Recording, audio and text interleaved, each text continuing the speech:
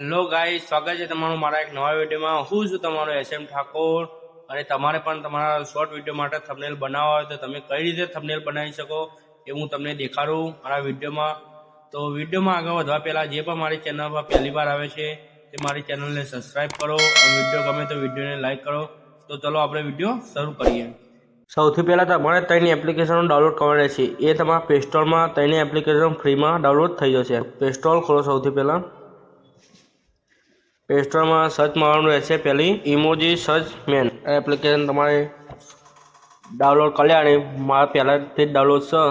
બીજી એપ્લિકેશન છે એ તમારે ડાઉનલોડ કરવાની રહેશે પિક્સઆર્ટ। બીજી એપ્લિકેશન તમારે આ ડાઉનલોડ કરવાની રહેશે પિક્સઆર્ટ। અને ત્રીજી એપ્લિકેશન છે તે તમારે પિક્સલેબ એપ્લિકેશન ડાઉનલોડ કરવાની રહેશે। આ દેખાય એ તમારે ઓપન કરવાની રહેશે।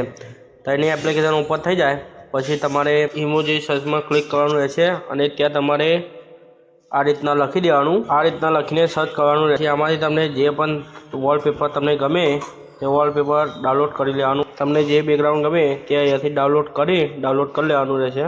ડાઉનલોડ કર્યા પછી તમારે બેક થઈ જવાનું રહેશે અને તમારે પિક્સઆર્ટ ઓપન કરો। પિક્સઆર્ટ ઓપન કર્યા પછી એડિટ ફોટોમાં ક્લિક કરો। એડિટ ફોટોમાં ક્લિક કર્યા પછી જે તમે બેકગ્રાઉન્ડ સિલેક્ટ કર્યો છે તેના પર ક્લિક કરી ફોટો આ રીતનો લઈ લેવાનો રહેશે। ફોટાને લઈને તમારે ફોટાને ક્રોપ કરી લેવાનો।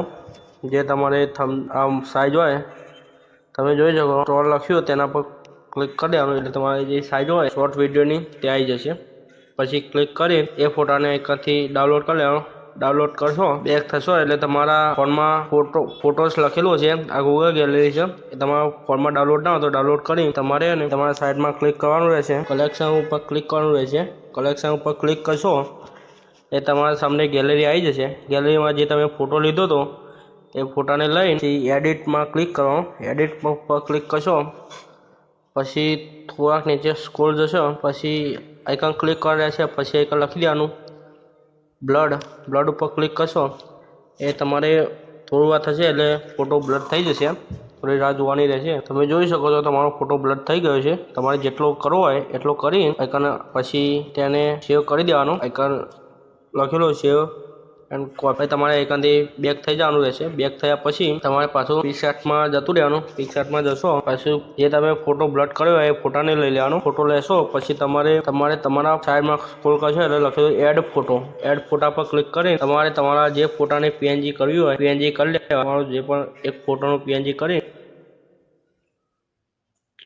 તો એક અમે મારો ફોટો લઈ લીધો છે તો તમે જોઈ શકો।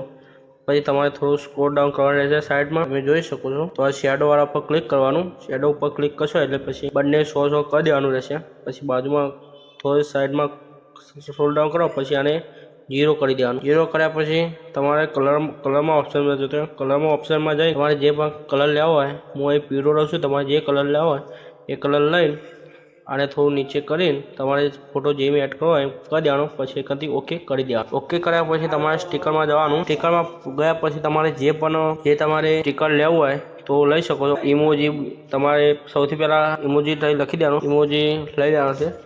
ઇમોજી લેવા પછી અહીં હેપીનું ઇમોજી લઈ લેવાનું। હેપીનું ઇમોજી લેવા પછી આઇકનને થોડું દોઢું કરી દેવાનું રહેશે। એને પણ તે રીતે જ આપણે શેડોના પેલું કરી રહી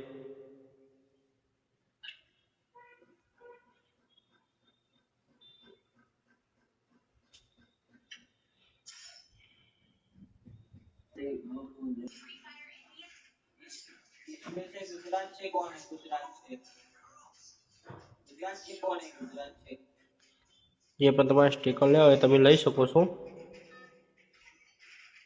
આઇકન લખવાનું રહેશે તમારે શેડો લખશો એટલે તમારે જોઈ શકો છો। થોડું પર સ્ક્રોલ ડાઉન કરવા રહેશે। સ્ક્રોલ ડાઉન કરશો તમારે આ જે દેખાય આ લઈ લેવાની શેડો એના પર ક્લિક કરી પછી આને મોટી કરીને તમારા ફોટા નીચે લાવી દેવાની। પછી અહીંથી સેવ કરી દેવાનું। સેવ કરશો પછી ડન કરીને પછી તમારે પિક્સેલ ઓપન કરવાનું રહેશે। ઓપન કરશો પછી આને ટચ કરી આઇકન ડિલીટ કરી લેવાનું।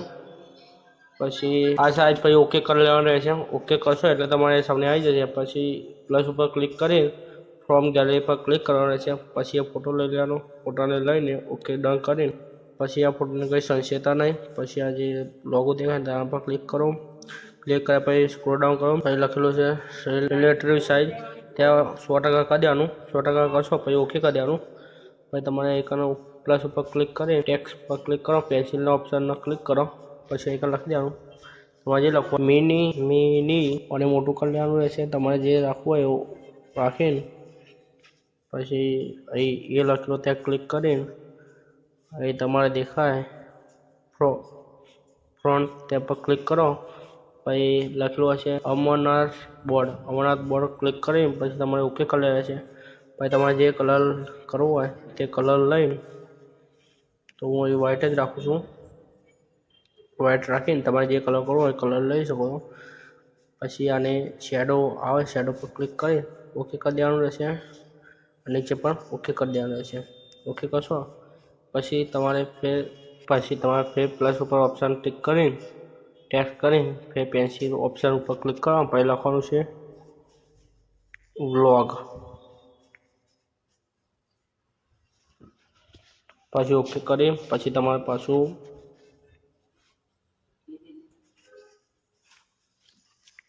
પછી આનો તમારે જે ઓપ્શનમાં જઈને પછી આની જે મેં તમને શીખવાડ્યું ફોન્ટમાં જઈને અમરનાથ બોર્ડ પર ક્લિક કરીને પછી શેડો હું કંઈક મારા જે કલર રાખવો હોય હું લઈ લઉં છું, તમે તમારી રીતે લઈ લેજો.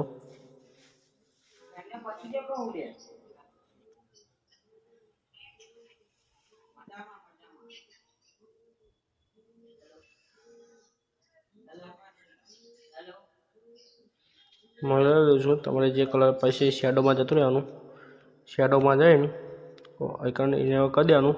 પછી નીચે બી સેમ એવું કરી તો તમે જોઈ શકો છો થંબનેલ રેડી છે. પછી અહીં જે ચોપડી જેવું ઓપ્શન દેખાય ત્યાં જઈને સેવ ઇમોજી કરી લેવાનું. કન્ટેન્ટ પર ક્લિક કરીને આઇકન અલ્ટ્રા કરીને સેવ ટુ ગેલેરીમાં ક્લિક કરવાનું રહેશે. તમે જોઈ શકો છો તમારા મોબાઈલમાં HD ક્વોલિટીનું થંબનેલ બનીને એકદમ રેડી છે.